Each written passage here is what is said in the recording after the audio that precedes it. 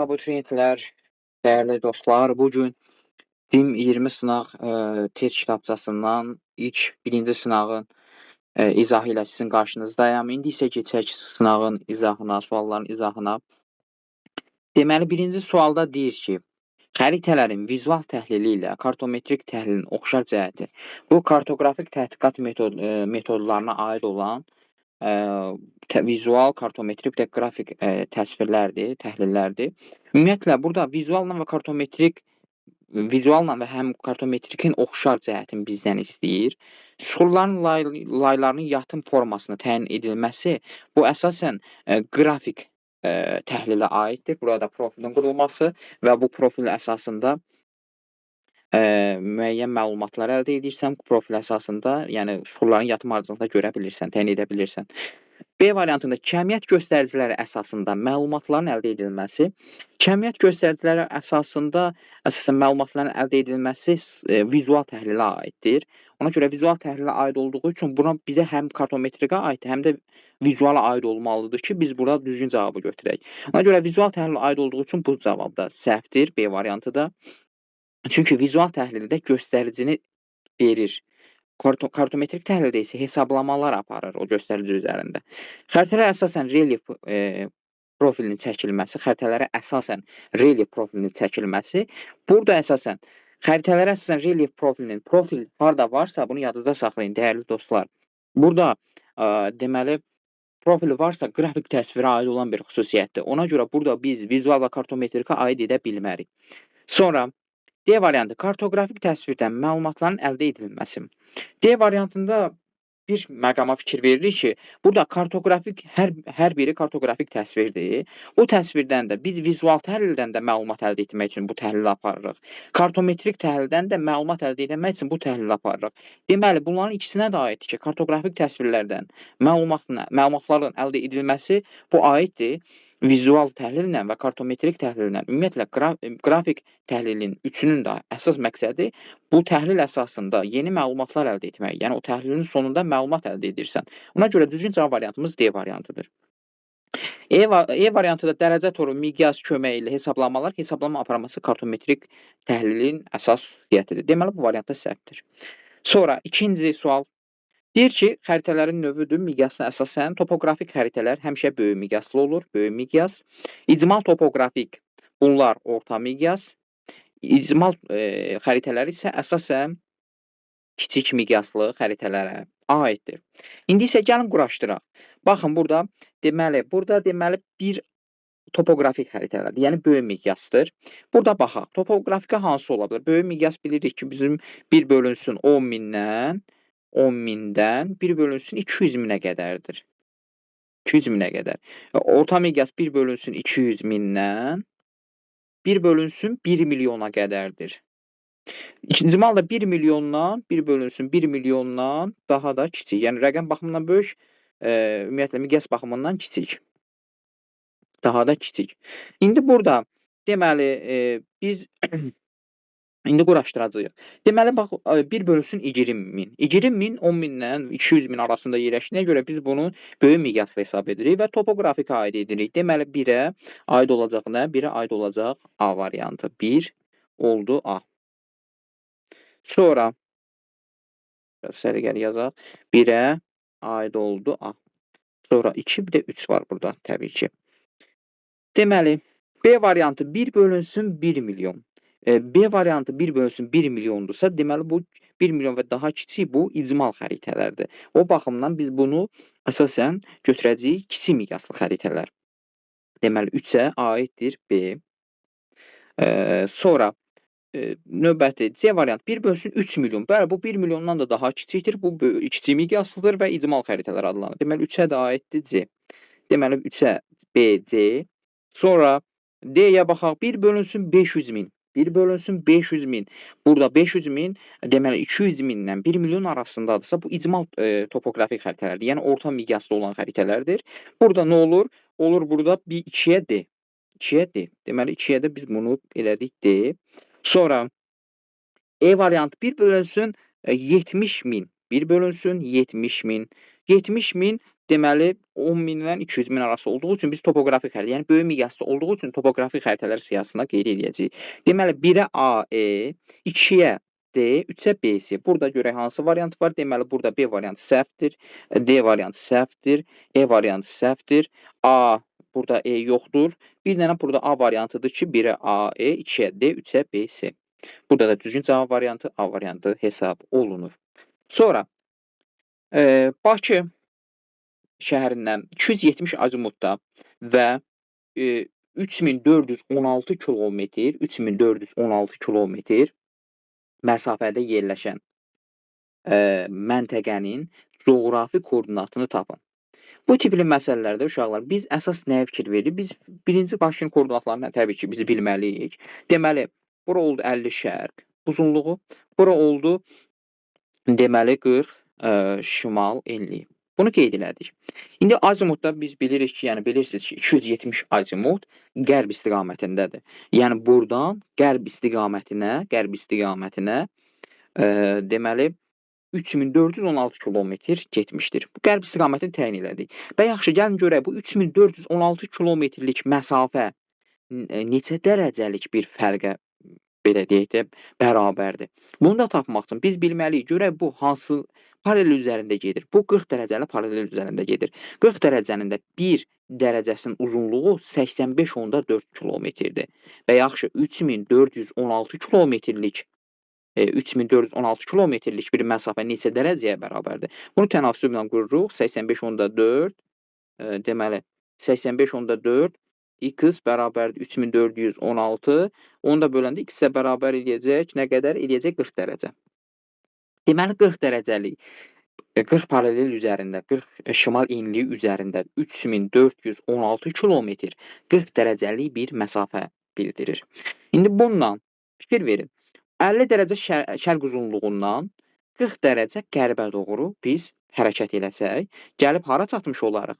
10 dərəcə, yəni 50-dən 40-ı çıxırsan 10 dərəcə şərq uzunluğu, 40 şimal enliyi. Bizə də koordinatları deyirsə, koordinatlarda avtomatik biz deyirik ki, 40 şimal enliyi, çünki biz paralel istiqamətində hərəkət etdik. Bizdə dəyişən uzunluq oldu. Deməli 40 şimal enliyi, 10 deməli şərq uzunluğu. Burada da düzgün cavab variantımız E variantıdır. Fikir verin, burada 40 şimal enliyi, 30 qərb uzunluğu. Bu səhvdir. 50 şimal enliyində deyil, 30 şərq uzunluğunda deyil. Çünki biz 10 dərəcə, 40 dərəcəlik fərq var idi burada. 40 dərəcəlik fərq. Burada deməli 50 şimal enliyində deyil. Burada düzgün cavab variantımız E variantı. Variantları da qeyd edək. Burada D oldu. Burada da deməli A variantı oldu. Sonra 4-cü suala nəzər salaq. 4-cü sualda qeyd edir ki, bu miqyaslı, yəni 1/5 milyon miqyaslı xəritədə 20 şərq uzunluğu ilə 10 şərq uzunluğu arasında 60 dərəcəlik paralel üzərində məsafə 20 sm olarsa, tərifi hesablayın. O tərif məsələsi belədir ki, miqyasda həmişə tərif olur. Paralellər arasında, yəni daha doğrusu uzunluqlar arasında hesablanan paralel üzərində hesablanan məsafə dəqiq olur. Bununla yanaşı miqyasla bunun aldığımız, yəni paralellər arasında aldığımız məsafədə qalan fərq bizim tərifimizdir. Yəni xüsusi ərazi üçün o miqyasda verilən belə deyək uzunluq səhvdir, təriflidir. Ancaq həmin o iki məntəqə arasında, yəni 20 şərq 10 qərb arasındakı məsafəni paralel üzərində hesablayanda dəqiq cavab alırsan. Bununla da bunun fərqini hesablayanda tərif alırsan. İndi gəlin bunu nəzər cəhətdən dedik, praktiki cəhətdən göstərək. Deməli, bax, fikir verin. Birinci gəlin miqyası tapaq.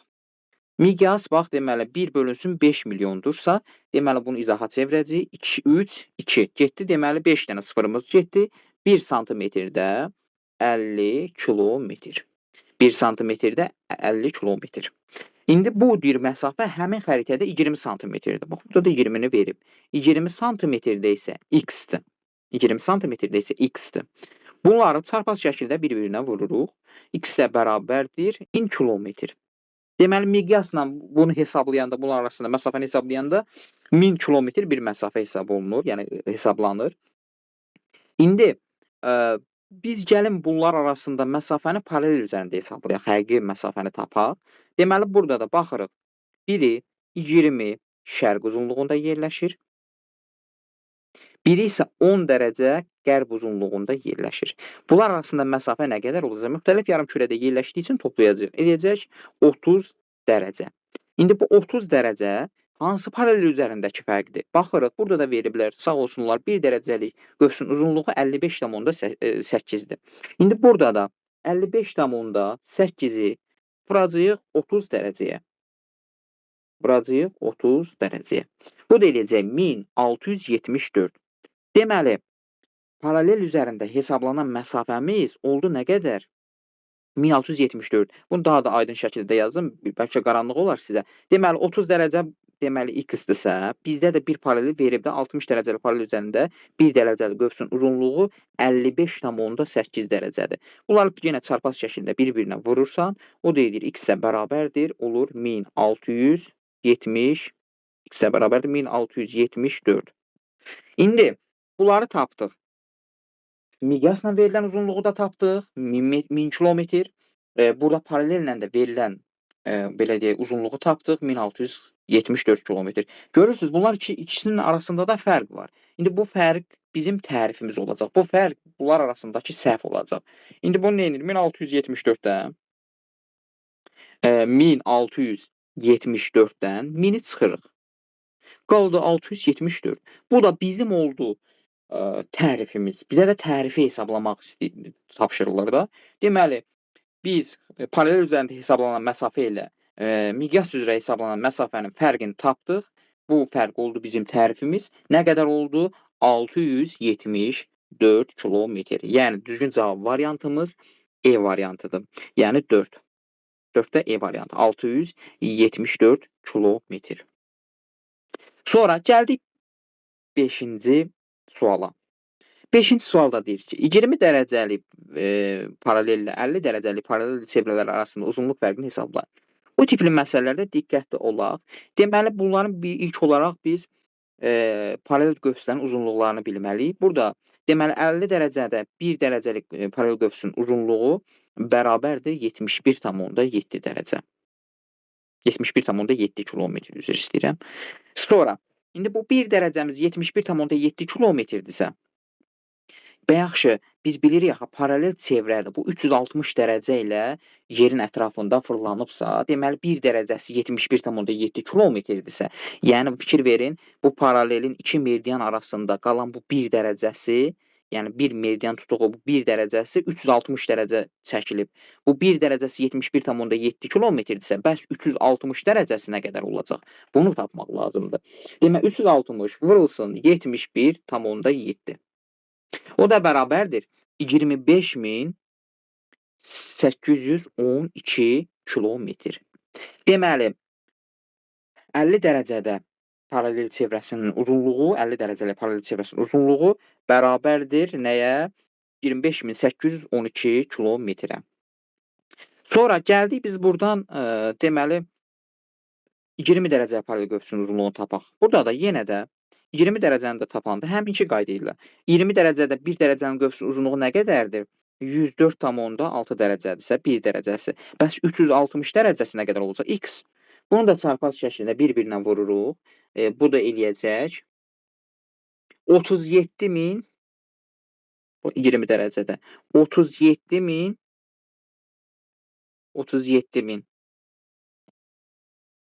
37.656 kilometr.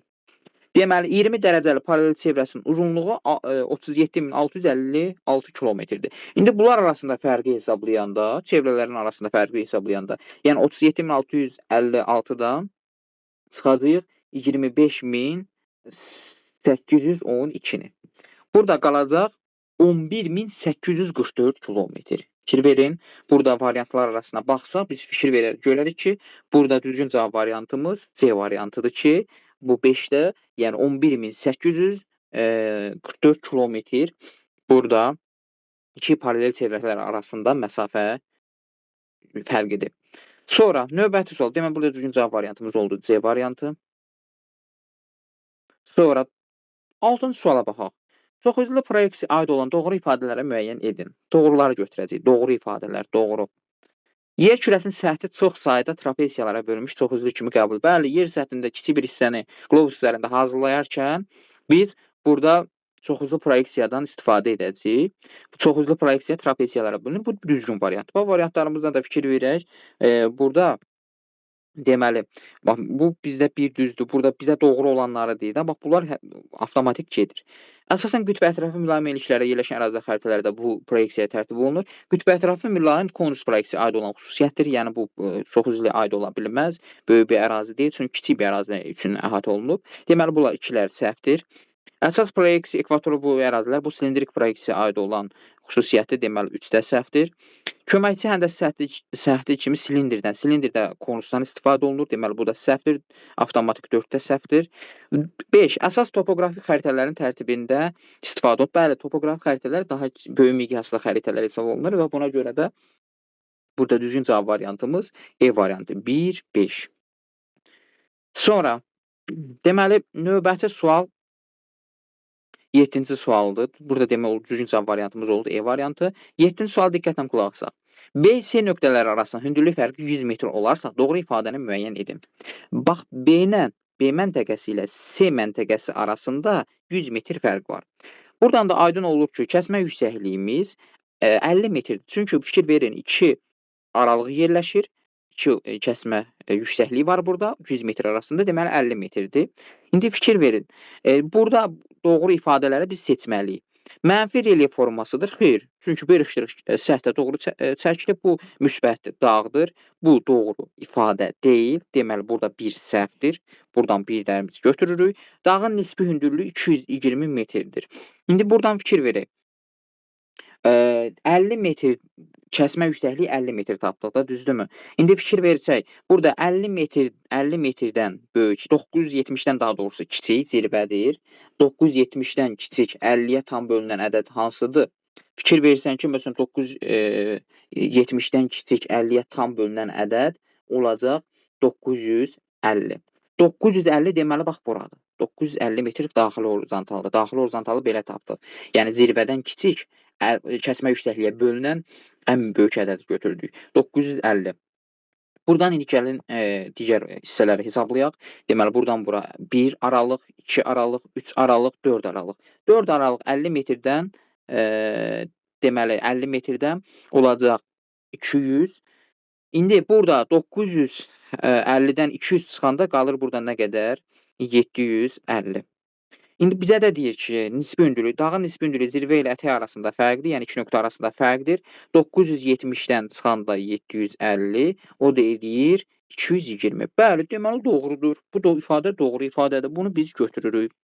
Deməli nisbi hündürlük 220 metrdir. Bu doğrudur. A nöqtəsi dəniz səviyyəsində yerləşir. Xeyr, A nöqtəsi 750 metrdir, dəniz səviyyəsi 0 metrdir. Buna görə bu səhv variantdır. Yəni bu bizə düzgün variantı verməyəcək. Deməli bu səhvdir. Kəsmə yüksəkliyi 100 metr. Xeyr, kəsmə yüksəkliyi 50 metrdir. Bayaqları tapdıq. Bu səhvdir. Bu da səhv ifadədir. Bizə uyğun deyil. BD nöqtələrin mütləq hündürlükləri 800 metrdir. BD nöqtələrin hündürlükləri deməli baxaq. B buradadır, D də buradadır. Eyni horizontaldadır. 750-dən 50 metr yuxarıda, bəli 800 metrdir. Bu da doğru ifadədir. Deməli 2, 5 doğru ifadədir. Və D nöqtəsinin yerləşdiyi yamaç meyillilik çoxdur. Bəli, horizontallar nə qədər bir-birinə sıxdırsa, deməli burada meyillilik daha çoxdur. Yaxındırsa bir-birinə meyillilik çoxdur. Nə qədər bir-birindən ayrılırsa burada meyillilik azdır. Deməli bu da düzgün cavab variantımızdır. 2, 5, 6 düzgün cavab variantımız B variantı. Sonra növbəti suala baxaq, 8-ci suala. Eyni meridian üzərində olan A məntəqəsi 44 dərəcə şimal enliyində, B məntəqəsi 24 dərəcə şimal enliyində yerləşir. Eyni meridian bir üzərindədir. Biri 44 şimal, biri isə 24 şimal yerləşir. A məntəqəsi B-dən hansı azimutda yerləşdiyini və bu məntəqə arasında həqiqi məsafəni tapın. Deyir, A məntəqəsi 44, bax A buradadır. B isə 24 şimal, B də buradadır. İndi bizə deyir ki, A məntəqəsi B-dən hansı? B buradadırsa, A haradadır? Yuxarıda. Deməli, hansı istiqamətdə olacaq? İstiqamət olaraq şimal, azimut olaraq 0 dərəcə. Bax, fikir versən, bu səhvdir, bu səhvdir. Avtomatik variantımız 0 dərəcə olacaq. Gəlin, bunlar arasında həqiqi məsafəni tapaq. 44 dərəcədə eyni yarımkürədə yerləşdiyi üçün 24 dərəcəni çıxaram. Burada nə qədər qalacaq? Burada qalacaq 20 dərəcə. Düzdür? 20 dərəcə. İndi 20 dərəcədə meridianal istiqamətdə bilirsiniz də 111, təxminən 111 kilometrdir 1 dərəcə qövs. 20 dərəcə olacaq 2220 kilometr. Deməli, düzgün cavab variantımız burada C variantı hesab olunur. 8C variantı. Sonra keçdik 9-a. 9-cu sualda görək bizi nə qarşılayır. Deməli, 9-a deyir ki, sxemə əsasən aralarında ən qısa və ən uzun məsafə olan məntəqələr müvafiq olaraq müəyyən edin. Sxemə əsasən aralarında ən qısa və ən uzun məsafələri müəyyən edin. Ən qısa olması üçün təbii ki, burada dərəcələr bir-biri ilə dərəcə fərqi az və yaxud da dərəcə fərqi çox olmalıdır. Bir də ki, fikir versək, bu paralel istiqamətində bunların hansı paraleldə yerləşməsi də bizə əsas olacaq. Çünki paralellərdə ekvatordan qütblərə doğru azalır. Buna da biz nə etməliyik? Diqqət yetirməliyik. İndi fikir verək. Birinci baxaq, burada BD verib. B-dən D-yə. B-dən D-yə 10 dərəcə 111-ə vuranda elə demək olar ki, 1110 kilometr eləyəcək. Yəni, bu 10 dərəcəlik fərq 111 ilə hesablanacaq. Sonra EF-yə baxaq. EF bu ən uzun ola bilər. Çünki 20 dərəcədir. Bunlar arasında deməli 20 biri qərbdədir, biri şərqdədir. Bunlar müxtəlif dərəcələrdədir. Bunlar arasında ən uzun olacaq. Çünki ən uzun məsafə bunlar arasında qərb-şərqdədir. Bunlar götürülür. EF ən uzun götürə bilərik. EF başqa harda var? C-də var, B-də var. Sonra fikir verək, məsələn, ən uzunları seçək birinci. Məsələn, A-dan E-yə baxaq. A-dan E-yə 30 dərəcəlik fərqdir. Burası 111-ə. Deməli, bu A-E azdır. Bunlar səhvdir. Yəni, elə ən uzunu deyir. Ən uzunu ilə burada EF bizə uyğun olacaq. Bəs ən qısanı gəlin seçək. Ən qısa hansı olacaq? BD-də 10 dərəcə 111-ə vurursan. Sonra AC-də də yenə 20 dərəcədir. Ancaq burada 10 dərəcə idi. Burada 20 dərəcədir. Bu da çox olacaq buna nisbətən. Yəni, BD-yə nisbətən bu da çox olacaq. Deməli, bu da səhvdir. A-dan C-yə 20 dərəcə. Ancaq baxaq, görək ki, burada C variantında uyğun gəlirmi? BD onsuz az idi 10 dərəcə. Burada 20 dərəcə. Burada CB var. CB. CB də 10 dərəcədir. CB-də 10 dərəcədir. Ancaq 10 qısa deyir də, ən qısa deyir. Ən qısa dediyi üçün burada çünki 10 dərəcədə 1 dərəcəli qövsün uzunluğu 109,6 kilometrdir. O baxımdan burada ən qısa bu olacaq. C-dən B-yə. Bəs deyərsiniz, ay müəllim, AC-dən niyə olmadı? AC-də də bunun üzərindəyir. Sadəcə burada 20 dərəcəlik məsafədir, bu 10 dərəcəlik məsafədir. O baxımdan CB ən qısa məsafə, EF isə ən uzun məsafə götürüləcək. Düzgün cavab variantımız C variantıdır. Sonra 10-cu suala biz nəzər yetirək. 10-cu sualda nə deyir? 10-cu sualda deyir ki, planla və xəritənin oxşar və fərqli xüsusiyyəti Euler-Venn diaqramına əsasən müəyyən edəcəyik. Deməli, plan və xəritə hər bir məntəqənin coğrafi koordinatlarını müəyyən etmək olur. Bəli, planda coğrafi koordinat paralel meridian olmadığı üçün xəritədə bunu rahatlıqla koordinatlarına əsasən müəyyən edə bilirsən. Deməli, xəritəyə aiddir 1. Sonra müxtəlif təyinatlı infrastruktur obyektləri təsvir edilir. Bəli, müxtəlif təyinatlı infrastruktur, tikinti obyektlərinin birinci olaraq planı tərtib olunur və bu plan əsasən müxtəlif təyinatlı infrastrukturun obyektlərin təsvir edilməsində istifadə olunur. Bu doğru fikirdir. Çünki daha kiçik bir ərazilər təsvir olunduğu üçün, obyektlər təsvir olunduğu üçün plan daha plana aid olan belə deyək, xüsusiyyət hesab olunur. Daha müxtəlif infrastrukturların qurulması və ya çəkilməsi. Deməli, birə aiddir 2. İki məntəqə arasında məsafənin ölçülməsi mümkündür. İki məntəqə arasında xəritədə də məsafə ölçə bilərəm, planda da məsafə ölçə bilərəm. Yəni, bunların ikisinə də aid olan xüsusiyyətdir. Deməli, 3-ə aiddir 3. Daha dəqiq təsvir hesab olunur. Daha dəqiq təsvir hesab olunan plandır. Yadınızda saxlayın. Daha dəqiq təsvir olunan plandır. Xəritə isə tərif çoxdur. Çünki ümumiləşdirmə orada çoxdur. Planda isə kiçik bir ərazi olduğu üçün daha dəqiq, daha müfəssəl təsvir hesab olunur. Sonra deməli aid oldu 4, aid oldu 1-ə. 5. Müxtəlif coğrafi hadisə və proseslərin təsvir etmək mümkündür. Müxtəlif coğrafi hadisə və proseslərin təsvir etmək mümkündür. Bəli, müxtəlif hadisələri, müxtəlif prosesləri, məsələn, belə deyək də, yağıntı xəritələrini təsvir edə bilirsən, torpaq xəritələrin, müəyyən bir prosesi də belə deyək, təsvir edə bilirsən xəritələrdə. Planda isə yalnız belə deyək, ərazinin mövcud vəziyyətini, planını tərtib edirsən. Yəni, müxtəlif növə bölünür. Məzmununa görə müxtəlif növə olur xəritələrdə. Ona görə burada düzgün cavab variantı burada 1-ə, 1 ilə 5 xəritəyə aiddir.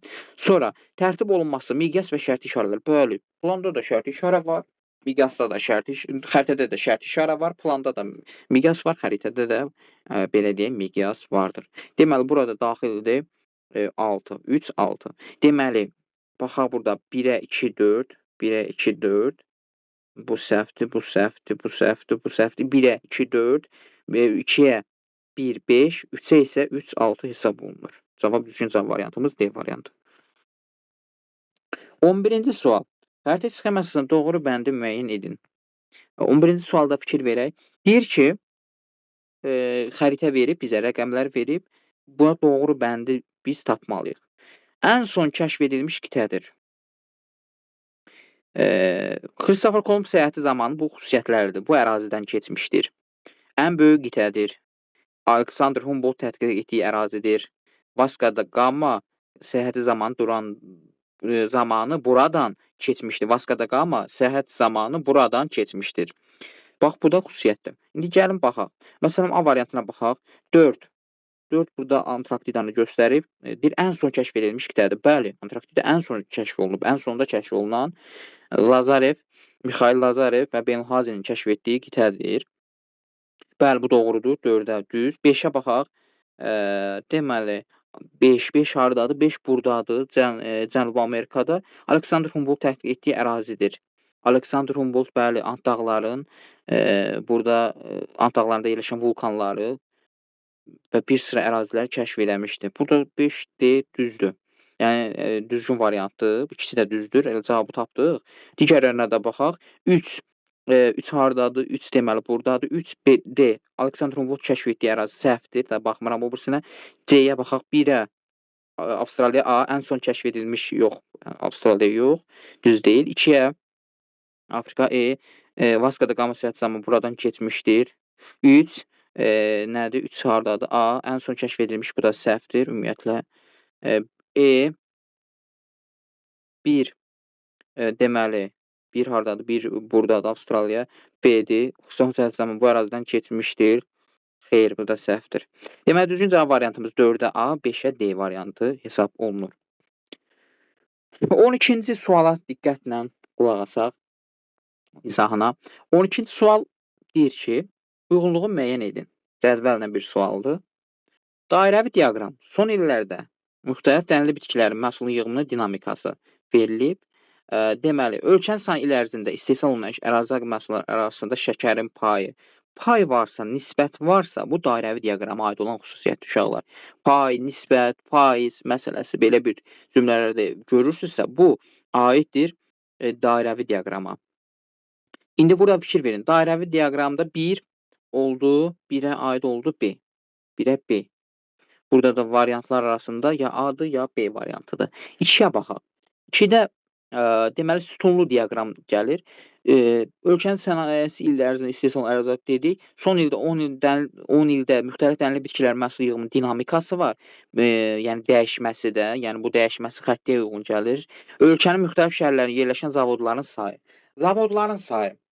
Bu say müəyyən məqsədlərdə müqayisə də edilə bilir. Bu sütunlarda da həmin o zavodların sayı verilir. Bu 11-ci sinif dərsliyində də fikir verirsiniz. Azərbaycanda iqtisadi rayonlarının sayını, inzibati rayonların sayına, yəni ərazisinə görə orada diaqramda sayın verir. Bu da müqayisə aparmaq üçün istifadə olunur. Burada da müxtəlif zavodların sayı deyirsə, bu əsasən müqayisə məqsədi ilə yazılan bir belə deyək təsvirdir. Ona görə biz bunu sütunlu götürəcəyik. Yəni 2-yə C. Burada dinamika deyirsə, yəni məsələn neçənci ildə, məsələn 2020-ci ildə, 2020-ci ildə neçə milyard olub, sonra düşüb belə məsələn 2021-ci ildə neçə milyard olub. Bu xətti belə deyək, diaqrama uyğun gəlir. Çünki bu dinamikanı xətti izləyir və bu dinamika xəttlərlə birləşdirilir həmin o alınan o hissələr. Deməli burada düzgün cavab variantımız 12-də A variantı olacaq. Bu səhvdir. Dairəvi oldu B, sütunlu oldu C, xətti oldu A. Sonra 13-ə baxaq. 13-cü sualda deyir, müvafiq olaraq qütb ulduzunun Bakıya nisbətən böyük və kiçik bucaqlığının göründüyü şəhərləri müəyyən edin. Bakıya nisbətən böyük, kiçik. Qütb ulduzu əslində qütb ətrafı ərazilərdə 90 dərəcədən maksimum qütbdə, onun ətrafında isə daha çox bucağından düşür. İndi biz fikir versək burada əsasən nəyə əsasən? Bax, məsələn, Bakıdan şimalda və də cənubda yerləşənləri biz seçməliyik. Bakıdan məsələn şimalda yerləşən ölkələrdən məsələn hansıları deyə bilərik? Bax, məsələn, Oslo şəhərini qeyd edə bilərik burada. Sonra Kazan şəhərini burada qeyd edə bilərik. Məsələn, Maniladır, cənubdadır Bakıdan. Misir, Qahirədir, cənubdadır Bakıdan. Bax, bunlar ilə uyğun gəlir. İndi məsələn, variantlara baxaq, variantlar üzrə aparaq. Deməli, 1, böyük götürək, böyükləri götürək. Məsələn, New York. New York yox. New York Bakı ilə demək olar ki, eyni paraleldə yerləşir. Deməli, Bakıdan şimalda daha doğrusu yerləşmir. Deməli, bu bir səhvdir. Santiago'da ümumiyyətlə böyük yerləşmir. Ondan cənubdadır, kiçik yerləşir. Bu da səhvdir. B-yə baxaq. Deməli, B-də deyir ki, 1-ə, yəni Bakıya nisbətən böyük görsənən Oslo şəhəridir, bəli, Oslo şimalda, Avropada, şimalda yerləşən şəhərdir. Kazandır, Rusiyada, şimal hissədə yerləşən. Bu, yəni Bakıdan şimaladırsa, Bakıdan da nisbətən böyük qütb ulduzu ilə orada görünəcək. Ona görə 2-3-ü götürəcəyik. 2-3. Sonra 2-yə baxsaq, yəni kiçik bucaqla görsənən hansı olacaq? Kiçik bucaqla baxaq. Burada nədir? 5 Manila, bir də Qahirə şəhəri. Bu da düzdür. Qahirə Misirdə, Manilada cənubda yerləşən bir şəhərdir. Deməli, nə oldu burada? B variantı, düzgün cavab variantımız oldu. Yəni, nəyə əsasən biz bildik? Burada əsasən xəritə bilikləri də əsaslanır. Yəni, Bakıdan şimalda yerləşən şəhərlərdən, cənubda yerləşən şəhərləri bilməliyik. Bakıdan şimalda yerləşən şəhərlərdə qütb ulduzu çox, böyük bucaqla, Bakıdan cənubda yerləşənlər isə az bucaqla düşəcək. Çünki bilirik ki, qütb ulduzu hansı enlikdə durdunsa, paraleldə durdunsa, o dərəcə ilə də görsənir. Digərinə də baxsaq, 2 Oslo böyükdür, 5 Manila səhvdir. Bax, buradan görə səhv gedir. D-yə baxsaq, Manila səhvdir, əvvəldən heç baxmırıq. New York burada dedik səhvdir, 6 Qahirə səhvdir. Çünki böyük deyirsə, şimalda olmalı. Bunlar cənubdadır. Bunlar əsasən B variantı, düzgün cavab variantımız hesab olunur. 14-cü suala keçid edək. 14-cü sualda bu miqyaslı xəritədə 40 dərəcə paralel üzərində bunun arasında məsafə bu 40 sm. Bu yenə də əvvəlki sual tipinə oxşar sual tipidir. Miqyas bu qədərdir. Miqyası biz izaha çeviririk. Deməli, 1 santimetrdə 1 santimetrdə olacaq 50 kilometr. 1 santimetrdə. İndi burada bunu tapırıq. 40 santimetrdə nə qədər olacaq? 40 santimetrdə nə qədər olacaq? Bu da x. Bu da x-ə bərabərdir. Nə qədər edəcək? Edəcək 2000 kilometr. Deməli, miqyasından 2000 tapdıq. İndi gəl bu meridianlar əsasında paralel üzərində hesablayaq. İndi burada 55 dərəcə şərqlə 30 dərəcə şərq arasında məsafəni taparıq. 55-dən 30 çıxanda nə qalır? 55-dən 30 çıxanda qalır 25. Deməli, 25 dərəcəlik fərq var. İndi 25 dərəcəni də məsafəyə çevirək də. Deməli, 1 dərəcəmiz 85/4-dürsə, 25 dərəcəmiz olacaq x. İndi bu 25 dərəcəni də vuracaq 85/4-ə. Bu da eləyəcək 2135. 2135 oldu meridianal istiqamətdə, yəni paralel istiqamətində hesablanma. 2000 isə miqyasla hesablama. Bunlar arasında tərifi nə qədər tapacağıq? Deməli, 2135-dən 2000 çıxanda yerdə qalır 135 kilometr. Bunun da düzgün cavab variantımız deməli olacaq hansı? C variantı. Burada düzgün cavab variantımız C variantı hesab olunacaq.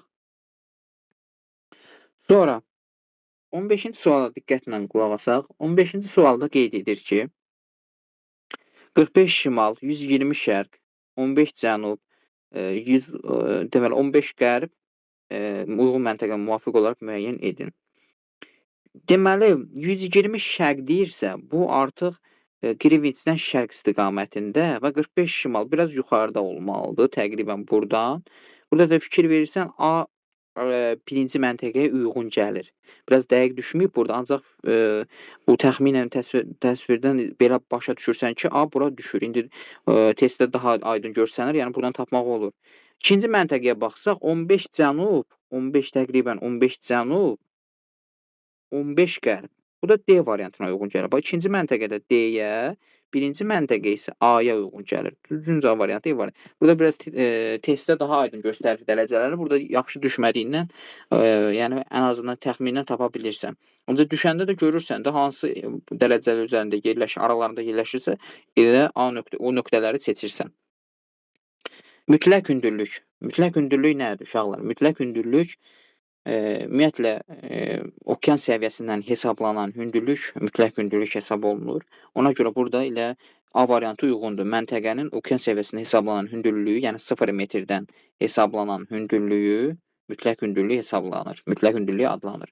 İki qonşu orqanlar arasında hündürlük fərqi bu kəsmə yüksəkliyidir. Dağın ətəyi hesablanan hündürlük bu nisbi hündürlükdür. Quru ərazinin ən hündür və ən alçaq nöqtələr hündürlüyü fərqi hündürlük amplitududur. Dünya okeanın ən dərin nöqtəsi hesablanan hündürlük bu da mütləq hündürlüyə aid olmayan bir xüsusiyyətdir. 17. Düzgün cavab oldu burada A variantı. Bunu da qeyd edək. 17. Xəritələrin təsvir üsulları. Xəritələrin təsvir üsulları bir də xüsusiyyətləri var. Keyfiyyət fonu üsulu. Uşaqlar, keyfiyyət fonu üsulu əsasən müəyyən ərazi üzrə keyfiyyətin dəyişməsidir. Müəyyən ərazi üzrə keyfiyyət dərəcəsinin dəyişməsini göstərir. Məsələn, alçaq dağlıqdan hündür dağlığa doğru artması, bax bu ümumiyyətlə keyfiyyət fonu üsuluna aiddir. Görək bunlardan hansısı aiddir? Məsələn, fiziki xəritələrdə ovalıq və yüksəklik yayları bu üsulla təsvir olunur. Bəli, ovalıqdan yaylıya doğru dəyişməsi bu keyfiyyət fonu üsuluna təsvir oluna bilir. Deməli, burada 1-ə elə keyfiyyət fonu üsuluna aiddir. 2 nədir? Hər hansı bir ərazinin kəmiyyət göstəricəsinə görə fərqləndirir. Kəmiyyət göstəricinə görə fərqlənmir, yox. Kəmiyyət göstəricinə görə fərqlənmir. Keyfiyyət formasına, keyfiyyət göstəricilərinə görə fərqlənir. Deməli, burada 2 səhvdir. Sonra, nöqtələr üsuluna aid görə hansıdır? Bu üsul əhalinin yerləşməsini, sayını müəyyən etmək olur. Bəli, əhalinin daha sıx, nöqtələr daha çox olduğu ərazidə əhali daha sıx, daha az olduğu, əhali daha seyrək olur. Və buna görə də həmin bu yerləşmə sayını da bilirsən. Bir nöqtə müəyyən rəqəmi bildir. Məsələn, bir nöqtə 100 nəfər. Bax, onun əsasında sayı da müəyyən edə bilərsən. 3 doğrudur. Burada tematik xəritə müxtəlif xəttlərlə göstərir. Belə 1-ə aiddir də. Bunun hansı xüsusiyyətləri yəqin ki 1-ə aiddir. 1, burada 3, 1, 3. Bu da səhvdir. Areal üsulu, indi bunlardan hansı aiddir? Baxaq, xəritələrin yağıntıları və günəş radiyası paylanması bu üsulla verilir. Yağıntıların paylanması keyfiyyət fonudur. Areal üsulu deyil. Arealda sadəcə hər hansı bir ərazində bitki, heyvanat, faydalı qazıntıların yayılmasını rənglərindən göstərir. İndi burada da xəritələr göstərilən elementlərin yayılma sahəsi rənglənərək təsvir olunur. Bəli, bu areal üsulunun əsas xüsusiyyəti hesab olunur. Düzgün cavab variantımız burada C variantı hesab edilir. 18-ci sual. Sxemdə kəsmə yüksəklik 50 metr olduğunu nəzərə alaraq. Yəni, sxem kəsmə yüksəkliyi bizə verib. Burada deməli 50 metrdir. Buna da əsasən biz burada hesablama aparacaq təbii ki. A ilə B horizontalları mütləq hündürlüklə müvafiq olaraq müəyyən edin. Deməli, A ilə B-nin mütləq hündürlüklərini biz neynəyəcəyik? Müəyyən edəcəyik. İndi kəsmə yüksəklikdə 50 metrdir. İndi burada fikir verin aşağılar. Bu horizontalda 238 metr, bu 50 metr məsafəli bu ərazinin, yəni hündürlüyün arasında yerləşib. İndi fikir versək, buradan bura 200 metr təsəvvür eləsək, buradan bura 250 metr olacaq.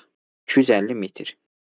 Bu 250 metrdə də bu 238 metr bunlar arasında yerləşir. Bu fikir verin, bax buradan da yenə də, bax 1 aralıq, 2 aralıq, 3 aralıq 50 metr götürəndə, burada yəni 238-dirsə, deməli bura 200 olub ki, 50 metr məsafədə 250 olub. Bunun arasında da bu 238 yerləşir. Fikir verin. Buna əsasən təyin elədik. Deməli 250 metr oldu B. B-imizi tapdıq. Gəlin A-ya baxaq. Bura 250 metrdir. Buradan 1 aralıq, 2 aralıq, 3 aralıq. 150 metrdən aşağı, 250-dən 150 metr aşağıda olacaq nə qədər? 100 metr. İndi burada da bizə deyirdi ki, bunlar arasında hündürlüyü müəyyən edin. Deməli, A və B horizontalların mütləq hündürlüyünü müəyyən edin.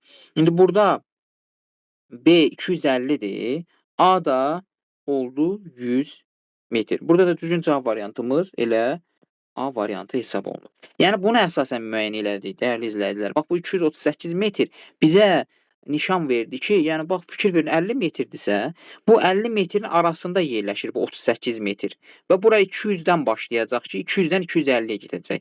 Və bunun arasında da 238 metr yerləşir. Bunu daha ətraflı izah edirəm ki, yəni, diqqətli olaq və bunlara fikir verək. 19-cu suala baxaq. 19-cu test tapşırığında qeyd edir ki, 19-cu test tapşırığında xəritənin eyni meridian üzərində olan A nöqtəsi, 76 şimal enliyində, yəni bax, A nöqtəsidir, xəritənin eyni meridian üzərində. Bax, A nöqtəsidir, bu 76 şimaldır. 76 şimaldır. 76 şimaldır. Bir dəqiqə. 76 şimal. Deməli, A nöqtəsi yerləşir. B məntəqəsi isə 16 cənub. Ekvator bundan da aşağıda 16 cənub enliyi. Bu məntəqələr arasında məsafə bu 44 sm olarsa, bununla bunun arasında məsafə 44,4 sm olarsa, xəritənin bu hissəsinin xüsusi miqyas. Xüsusi miqyasda uşaqlar, həmin ərazinin, tərifin çox olduğu ərazilərdə daha dəqiq nəticələr əldə etmək üçün istifadə olunan miqyasdır. Yəni, bir baş miqyas var, xəritənin özündə verilən miqyas var. Bir də ki, həmin ərazidə tərif çox olduğu üçün o tərifi azaltmaq məqsədi ilə, ona uyğun miqyas, belə deyək, çıxartmaq məqsədi ilə ona xüsusi miqyas təyin edirsən. Bunu da necə edirsən? Birinci, bunlar arasında həqiqi məsafəni tapırıq. 76 şimal enliyi, 76 şimal enliyi ilə 16 cənub enliyi arasının məsafəni hesablayırıq. 16 cənub enliyi arasında məsafə edir 92 dərəcə. Bu 92 dərəcəni də nə edirik? Vururuq 111-ə. Çünki niyə? Meridianal istiqamətdədir. Bunu da vurduq 111-ə, bunu da vurduq 111-ə. Elədi 10.212 kilometr. 10.212 kilometr. İndi bu məsafə həmin xəritədə 44,4 sm olarsa, bunun üçün xüsusi miqyası tapın. İndi bu 44,4 sm-də 10.212-dirsə, indi bunu da 10.212-ni də böləcək 44,4-ə. Bu da eləyəcək 1 sm-də 10.212-ni böləndə 44,4-ə eləyəcək 230 kilometr. Bunu da indi miqyasa çevirəndə nətər eləyəcək? 1 bölünsün 230, yanına da 5 dənə 0 əlavə edəcək. 5 dənə 0. Burada da düzgün cavab variantımız 235 0 cavab A variantı hesab edəcək. Yəni, bu tipli məsələlərdə də bu formada yanaşın. Yəni, burada diqqətli olun ki, həmin o hissələr, yəni bunlar arasında birinci məsafə fərqini tapdıq. Neçə kilometrdir. Sonra həmin o kilometri 44,4 sm ilə tənasüb qurduq və 1 sm-imizi tapdıq. 1 sm də tapanda həmin ərazi üçün miqyası tapmış oluruq. O da düzgün cavab variantımız oldu A variantı. Sonra 20-ci sual. Xətti miqyasa əsasən xəritədə ölçülər 72 sm kvadrat olan batağın həqiqi sahəsini hesablayın. Bu tipli xətti miqyasa baxanda biz həmişə sıfırın yanındakı ilk ədədə baxırıq və həmin aralıqların neçə kilometr artdığını görürük. Bir də bura baxırıq, görürük bu kilometrdir. Deməli, bura kilometr hesab olunur. İndi burada baxırıq, görürük 3,5 və 3,5 olaraq artırsa, deməli, burada 1 bölünsün 1 sm-də 3,5 kilometrlik bir miqyasdır. İndi bizə sahə deyirsə, bunun hər bir tərəfini kvadrata yüksəldirik. 1 sm-in kvadratında 3,5-in kvadratı edəcək. 3,5-i nə edəcək? Biz 3,5-ə vuracağıq. Deməli, 3,5-in kilometrin kvadratı.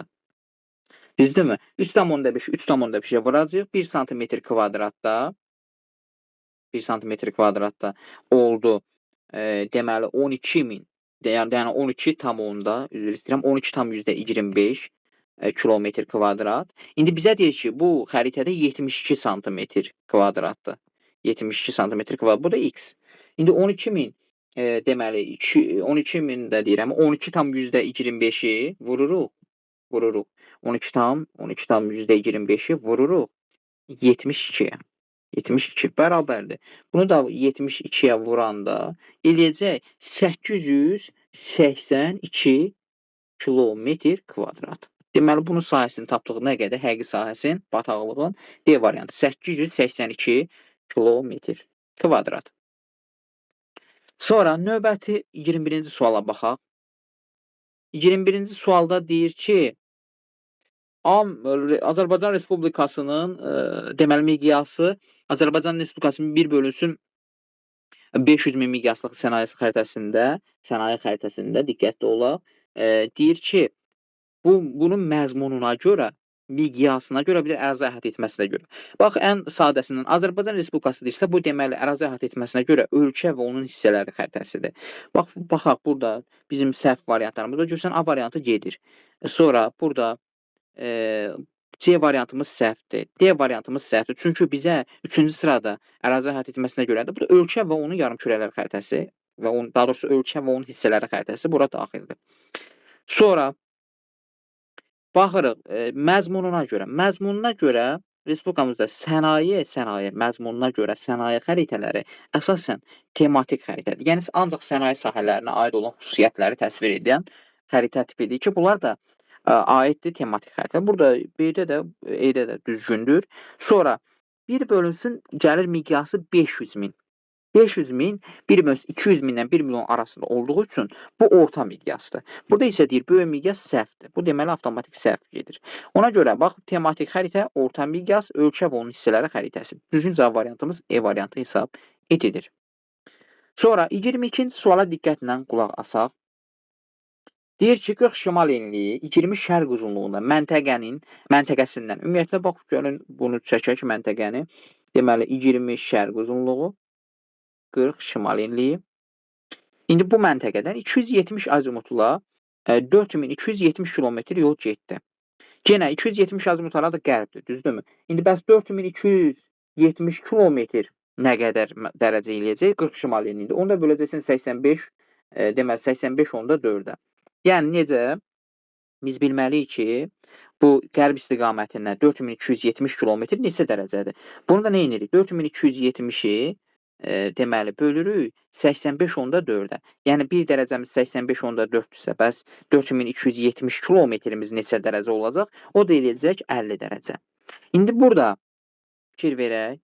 İndi burada 20 şərq uzunluğundan 50 dərəcə hərəkət eləsək, gəlib çatarıq. 20 dərəcə buradan keçəcək, 30 dərəcə də qərbə. Deməli, 30 qərb uzunluğunda olacaq. Gəldik, çatdıq. İndi səyyahın çatdığı koordinatları və yerləşdiyi yarımkürəni müəyyən edim. Səyyah çatır, 40 şimal enliyi, 30 qərb uzunluğu. Bax, görsən, E variantı səhvdir, D variantı səhvdir, C variantı səhvdir, B variantı səhvdir. 40 şimal enliyi, 30 qərb uzunluğu. Hansı yarımkürədə? Şimalı, ekvatorun şimalı, Qrivinçin qərbi, şimal-qərbi. Düzgün cavab variantımız A variantı hesab ediləcək. Sonra 23-cü suala baxaq. 23-cü sual. 23-cü sualda deyilir. Həqiqi sahəsi 4320 kilometr kvadrat olan parkın sahəsi bu miqyasda olan xəritədə neçə santimetr olacaq? Bu tiplikdə yenə də deməli, parkın həqiqi sahəsi 4300 dəqiqə. Bunu başqa rənglə yazım bilinsin. 4320 kilometr kvadratdır parkın. Bilmirik neçə santimetr kvadratı, santimetr x olacaq, x bilmirik. İndi bunu da, miqyası da biz azad edəndə, yəni izaha çevirəndə 1, 2, 3, 4, 5 dənə sildik də, deməli 5 dənə 0 sildik, oldu 1 santimetr. Bunun da hər bir tərəfin kvadrata yüksəldəndə 1 santimetrin kvadratı, altında kvadrata yüksəldəndə 36 kilometrin kvadratına. İndi x santimetrin kvadratı 4320-dirsə, bəs 1 santimetrin kvadratda 36 kvadrat kilometr olacaq. 4320-ni tənasüb quracaq çarpaz şəkildə. 4320-ni böləcəyik 36-ya. 4320-ni, deməli 4320-ni böləcəyik 36-ya. Bu da eləyəcək, deməli nə qədər? Bərabərdir 120. santimetr kvadrat. Düzgün cavab variantımız 120 santimetr kvadrat. Deməli, nə elədik? Birinci həqiqi sahəni yazdıq. Sonra miqyası izahat çevirdik. Miqyası kvadrata yüksəltdik və onu tənasüb quraraq, belə deyək, tənasübü hesabladıq. Burada düzgün cavab variantımız olacaq. Yəni, burada 120 santimetr kvadrat. 24-cü sual keçid alaq. 24-cü sualda nə deyir? Deyir ki, verilmiş proyeksiya, tərtib olunmuş xəritə hansı adanın ən az tərifə məruz qaldığını müəyyən edir. Hansı adaların? Bu, gördüyümüz kimi silindiri keçirdə bilər, daha doğrusu silindirin üzərinə, içərisinə qlobusu keçirdə bilər və silindiri proyeksiyadan istifadə edə bilər. Silindir proyeksiyada ekvatorial boyu ərazilərdə tərif olmur, az olur. Və bu ekvatorial boyu ərazilərdə hansı ölkələr yerləşir, biz bunları tapmalıyıq. Burada da fikir versək, məsələn, Yeni Zelandiya daha cənubdadır, buradadır, yəni tərif çoxdur. Sonra burada baxsaq, Kuba bu hissədədir təqribən, burada da tərif var. Yəni, ən az tərif məruz qalan ərazilər deyirsə. Məsələn, Sumatradır, Sumatra adaları, bax, deyə bilərik, bəli, bu Sumatra bu ərazidə yerləşir, bəli, tərif az məruz qalır Cənub-Şərqi Asiyada. Sonra Kalimantan adası, bax, bu ərazidə yerləşir, bu da daha az tərifdir. Madagaskar bu aşağıda yerləşir, Afrikanın cənub-şərqində, bu da aidiyyatı yoxdur. Deməli, burada düzgün cavab variantımız ən az tərifə məruz qalmış hissə 3 Sumatra, 4 Kalimantan. Çünki niyə? Ekvatora yaxın, ekvator boyu ərazidə yerləşdiyi üçün. 25-ci suala diqqətlə qulaq asaq. 25-ci sualda deyir ki, eyni ölçüdə tərtib edilmiş xəritənin generalizasiyasının artma ardıcıllığına müəyyən edin. Yəni, generalizasiya hardan başlayacaq ki, artacaq? Yəni, generalizasiya nədir? Ümumiləşdirmədir. Yəni, daha çox, belə deyək də, miqyas baxımından deyəndə, kiçik miqyas ən sonda olacaq. Yəni, böyük miqyasdan kiçik miqyasa doğru. Yəni, xəritələrin, ərazilərin kiçiyindən böyüyünə doğru biz düzəcəyik. Çünki kiçik ərazilərdə generalizasiya, belə deyək, az olur. Böyük ərazilərdə, nəhəng ərazilərdə tərtib olunan xəritələrdə isə generalizasiya çox olur. Bizə də generalizasiyanın artma ardıcıllığını deyir. Məsələn, dünya böyükdür. Avropa böyükdür, yəni böyük bir vahiddir. Qara dəniz böyükdür. Sumqayıt şəhəri. Bəli, Sumqayıtı götürə bilərik. Sumqayıt şəhəri deməli 4-dən başlayacaq. Sumqayıt başladıq. Sonra Sumqayıtdan sonra daha böyük əraziyə malik olan sizcə hansı olar? Bax, Ev5-ə baxın, Azərbaycan fiziki xəritəsi. Bax, Azərbaycan fiziki xəritəsini biz götürdük. Azərbaycan fiziki xəritəsi.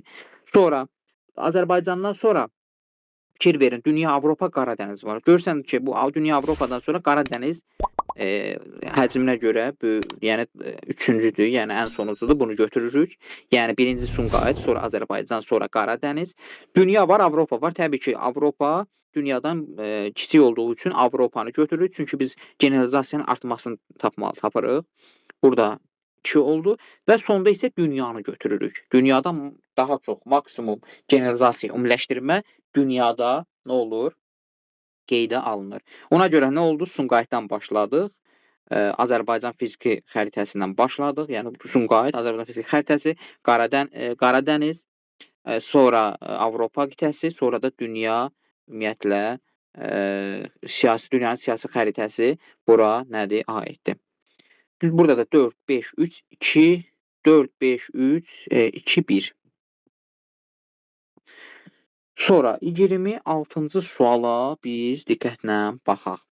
26-cı sualda nə deyir? 26-cı sualda deyir ki, bunlara uyğun şərti işarələr müəyyən sahəyə malik olan ərazilər təsvir edir. Müəyyən sahəyə malik olan ərazi, sahə varsa, yadınızda saxlayın, bunlar konturludur. Konturlu şərt işarələri adlanır, bəli, göllər, meşələr bu üsullardır. Yəni, burada sahə və konturlu şərt işarələri bizdə seçməyi istəyir. Deməli, baxın, burada məktəbdir. Məktəb miqyassıza aiddir, sahə yoxdur xəritədə. Deməli, bu bir səhvdir. Burada, deməli, üzümlükdür. Səhv eləmirəmsə, burada yaxşı görsənmir, üzümlükdür. Bəli, bunu götürə bilərik, geniş sahə tutur. Bu, deməli, magistral yoldur, səhv eləmirəmsə, bu xəttidir, bunu götürmürük. Sonra burada da yenə saydı, səhv eləmirəmsə, bunu da götürmürük, bu da xəttidir. 5 meyvə bağları, bəli, götürürük, bu sahəvidir. Kolluqdur, bəli, bunu da götürürük, kolluq geniş bir ərazi əhatə edir. Deməli, 2, 5, 6. Burada düzgün cavab variantı hesab edilir. Sonra 27-ci suala diqqətlə baxaq. 27-ci sualda nə deyir? 27-ci sualda deyir ki, əsasən kartoqrafik proyeksiya və onlara aid olan xüsusiyyətlər. Kartoqrafik proyeksiya və onların xüsusiyyətlərini bizdən soruşur. Deməli, gəlin baxaq. 1. Bərabər bucaqlı, bərabər sahəli və ixtiyari. Deyir ki, sahə və bucaq tərifi az təriflə verilir. Burada həm sahə var, həm bucaq tərifi var. İkisində də bu sahə və bucaq varsa, ikisi də varsa, deməli bu ixtiyaridir. Burada avtomatik biz 3-ə A-nı götürəcəyik. 3-ə A. İstiqamət bucaq demək olar ki, tərif edilmir. Bucaq tərifi yoxdursa, deməli bu bərabər bucaqlıdır. 1-ə B. Materik və okeanların sahə hesablanması üçün deyirsə, materikləri hesablamaq üçün deyirsə, bu bərabər sahəlidir. 2-yə C. Uzunluq və forma tam tərif olunur. Uzunluq, forma tam tərif olunur ixtiyaridə. Uzunluq və forma tam tərif olunması ixtiyaridədir. Bunun bərabər aralığın bir növü də, ixtiyarın bir növü də var ki, həm bu tərifdə uzunluq və forma tərifi olunur. Tam tərif olunur. İxtiyari deməli D. Dəniz nəqliyyatında, aviasiyada, bucaq, yəni naviqasiya sistemində, radarlarda istifadə olunur. Aviasiyada, bir də dəniz nəqliyyatında. Deməli, 1-ə də E. 1-ə də E olacaq. Deməli, 1-ə B, E, 2-yə C, 3-ə isə A, D. Düzgün cavab variantımız hesab olunur. 28-ci test tapşırığına situasiyadan artıq başlayır. 28-ci tapşırığa görə nədir? Situasiyada burada biz qeyd etməliyik. Demək, xəritələr kartoqrafik proyeksiyaların vasitəsilə təsvir olunur. Bəli, bu zaman yerin kürə səthi müstəviyə köçürüldüyü üçün xəritələrdə təriflər, bəli, səhvlər əmələ gəlir. Lakin xəritələrin tərifi olmadığı xətt və ya nöqtə olur ki, onlar sıfır tərif xətti və yaxud da nöqtəsi deyilir. A proyeksiyasında bu xətt ən uzun paralel, B proyeksiyasında isə bu 60 və yaxud da ona yaxın paraleldir. Bu, belə bir mətn verib bizə. Mətnə əsasən A və B proyeksiyasını müəyyən edin. İndi fikir verin. Bir nöqtə olanda azimutal proyeksiyadır. Çünki bir nöqtə toxunur. Nöqtədə sıfır tərif nöqtəsidir. Bəzi xəttlər var. Ən uzun paralel ekvatordur. Deməli, ekvatoru sıfır tərif xətti olan adlandırırsa, bu hansı proyeksiyadır? Bu, deməli, A-ya bərabərdir. Bu, silindrik proyeksiya. Silindrik proyeksiya. B-yə aiddirsə, bir proyeksiya 60 dərəcə və ondan yaxın paralellər. 60 dərəcə dedik ki, şimal enliyində yaxın olan, belə deyək, variant. Burada konus proyeksiya bizə xatırladır. Çünki konusda da 60 və yaxud da 47-62 paralellərdə yerləşir. Bu da olur konus. Deməli, A oldu silindrik proyeksiya, B oldu konus proyeksiya. 29-cu. A və B nöqtələri, proyeksiyaları, meridian və paralelin nə cür təsvir olunduğunu müvafiq olaraq müəyyən yazın. A və B-nin, silindrik və konusun. İndi silindrikdə yadımızda saxlayaq ki, və konusda da onların meridian və paralellərin təsvir xarakteri var. Bax, məsələn, silindrikdə dedik ki, A-da, silindrikdə paralellər və meridianlar bir-birini düz bucaq şəklində kəsir. Bunlar, yəni bir-birini düz bucaqla birləşir, kəsişirlər bunlar. Ona görə belə təsvir olunur. Paralel və meridianlar bir-birilərlə düz bucaq altında kəsişirlər. Yəni düz xəttlər şəklində, düz bucaq şəklində kəsişir. B-də konusda isə necə təsvir olunur? Meridianlar bir nöqtədən çıxan xəttlər kimi, paralellər isə qövsvari formada təsvir olunur. Bu da aiddir konus proyeksiyanın təsvir xüsusiyyətinə. Bax, belə təsvir olunur. Yəni, deyir ki, burada paralellər meridianı necə təsvir olunur? Silindrikdə düz bucaq şəklində, kəsişən şəkildə təsvir olunur. Konusda meridianlar bir nöqtədən çıxan xəttlər, paralellər isə qövsvari formada təsvir edilir. 30-cu suala diqqətlə qulaq asaq.